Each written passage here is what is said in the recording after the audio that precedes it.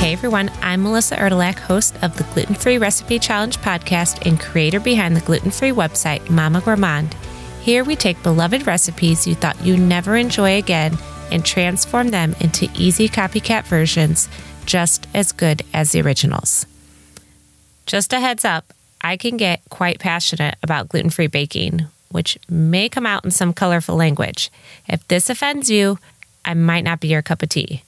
If you're intrigued, but sensitive ears are around, put some headphones on, and let's do this. Okay, I need to set up this week's recipe a little. And to do that, you're going to have to endure a quick vent. If that's going to cramp your holiday vibe, go ahead and skip 30 seconds. So Christmas. Every year, I do get better and better at not doing this to myself.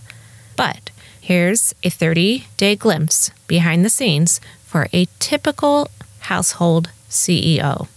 First, dream up hundreds of perfect gifts for 100 different people. Secure all those gifts using the optimal and most cost-efficient combination of coupon codes and flash sale days and free shipping discounts and agreeable return policies. And then do it all again when your parents and your in-laws need to know what to buy for every human in your family. Then remember all the people you forgot to buy for in the first round and frantically buy their gifts. Intermittently, knock out your insane list of must-make baked goods, and then close out the season with 2 days of elaborate meals for holiday guests and parties. But don't forget Christmas morning. You'll need to provide a decadent feast where you gaslight everyone into thinking that you are relaxed and joyful and completely present in the moment. Sorry, was that a little jaded? I did it just because it's my setup for how I'm going to help a fellow CEO out. I got your back all day on Christmas morning in the form of a little gem called Overnight French Toast Casserole, with operative descriptors being make ahead, freezer friendly, and freaking delicious. Also, as an added bonus, this recipe is simple enough that it could just be handed off to someone else to take care of. Absolutely no culinary experience is required. Hand them the recipe and then leave the kitchen. So let's talk about some key ingredients. First, the gluten-free bread. Okay, this is an asterisk. If you're handing this recipe to someone else, I recommend just tell them to buy some gluten-free bread.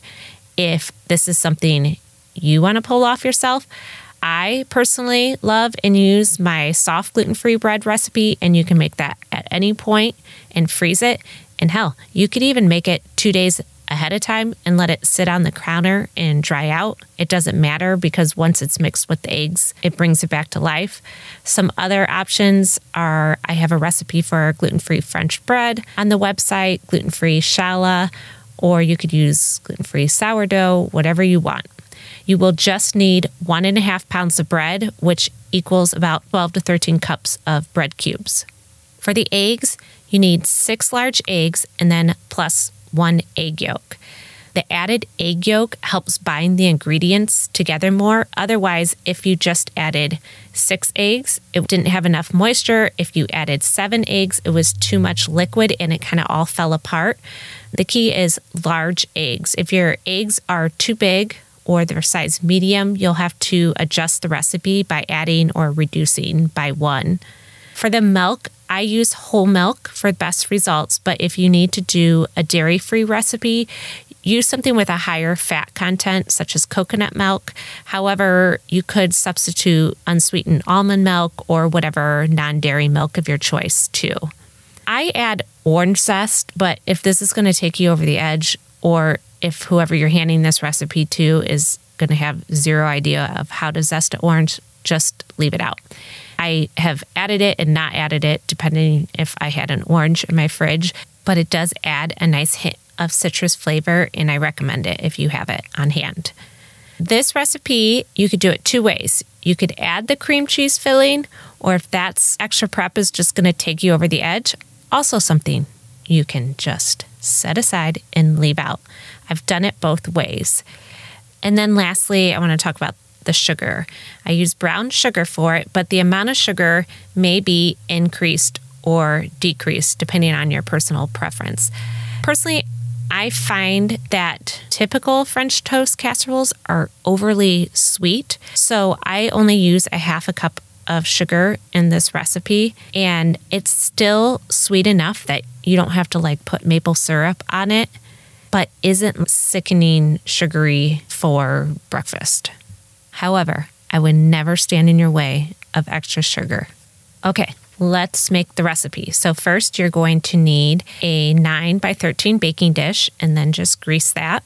If you're doing the cream cheese filling, in a medium bowl, beat together 8 ounces of softened cream cheese, 3 tablespoons of powdered sugar, and a half a teaspoon of vanilla until it's smooth and creamy, and then just set that aside. In a large mixing bowl, whisk together the 6 eggs, the egg yolk, 2 cups of milk, a half a cup of brown sugar, 2 teaspoons of vanilla, your optional orange zest, 3/4 teaspoon of cinnamon, and 1/8 teaspoon of salt. So most recipes have you put the bread down in the casserole dish and then pour the egg mixture over. That works fine for non-gluten-free recipes. It doesn't work so well for gluten-free recipes that really need that moisture. The better method to do that is you mix the liquids together in a large bowl, then add the bread cubes to that, and then just stir it to combine. That way, all the bread is coated in the egg mixture, and it makes such a big difference. If you're not doing the cream cheese filling, just pour all the bread cubes in your prepared pan. If you're doing the cream cheese filling, pour half the bread cubes in the pan, spread it out evenly, and then just dollop the cream cheese over top and then top it with the other half of the bread.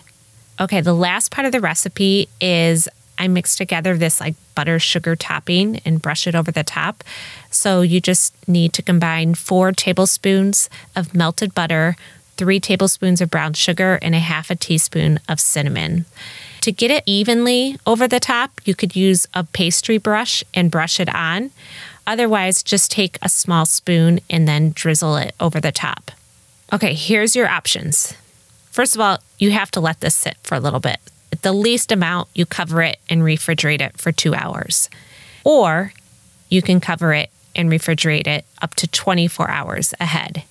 If you need to store it longer, then you could also freeze it at this point, which I have done and works well.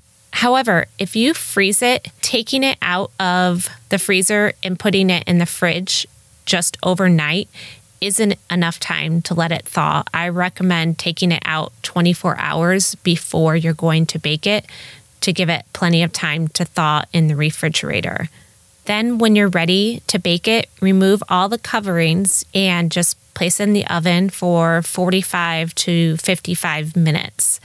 You notice the top is becoming too brown before the casserole is cooked through. You could loosely tent foil over the top for the last 15 minutes. And to check if it's done, I just put a knife in the middle to make sure it's really hot and you don't see excess liquid. There will still be a little bit of liquid, but if it's really hot, it's fine.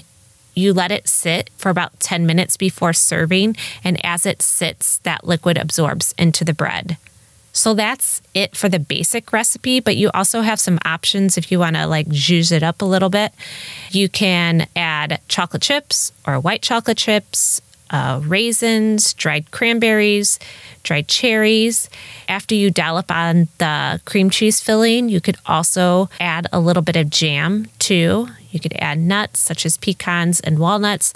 Also, I've done berries. I don't recommend frozen berries because they will add more liquid as it's baked, but fresh is fine. And also, I have froze this with fresh berries and then baked it after thawing, and that did not add liquids. So if you're going to add berries before freezing it, just make sure it's fresh. You could turn this into a savory casserole. I would omit the brown sugar and cinnamon and then add any combination of chopped ham, cooked bacon or sausage. You could do cheese or sauteed veggies like peppers or onions, or you could give yourself a little present and add a little booze to the mixture. To the milk, you could add 2 to 3 tablespoons of Grand Marnier or Irish cream or amaretto or Kahlua or brandy would be good as well. To find this full recipe and print it off and give it to someone else, go to the show notes page. And to get to that, just click on the link provided in whatever podcast app you're listening on. Or you could go to my recipe website, which is mamagourmand.com, and click on the podcast tab.